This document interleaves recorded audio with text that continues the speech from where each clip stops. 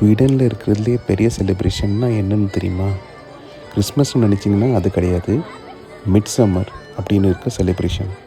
அது எதனால் செலிப்ரேட் பண்ணுறாங்க அப்படின்னு பார்த்தீங்கன்னா, அன்றைக்கி தான் சூரிய வெளிச்சம் வருஷத்துலேயே அதிகமாக இருக்கும். நைட்டு 10:30 மணிக்கு எப்படி இருக்குன்னு பாருங்கள். ஜூன் ஜூலை மாதத்தில் இந்த மாதிரி தான் நைட்டில் கூட வெளிச்சமாக இருக்கும். இது கூட பரவாயில்ல. நார்த் ஸ்வீடன் போயிட்டிங்கன்னா அங்கே பீக் சம்மரில் சன்செட் கூட ஆகாது. மிட் சம்மர் செலிப்ரேஷன் பார்க்குறதுக்காக நாங்கள் பக்கத்தில் இருக்க ஃபார்முக்கு தான் போனோம். உள்ளே போய் கொஞ்ச நேரத்துலேயே மேப்போல் ஏன்னா இப்போ நம்ம பார்க்குற அந்த மரக்கம்பத்தை நட்டாங்க.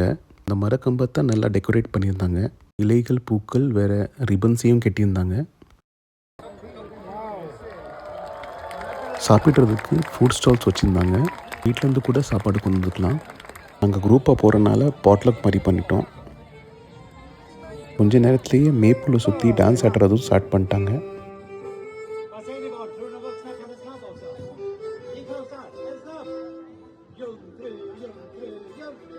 அவ்வளோதான் ஃப்ரெண்ட்ஸ்.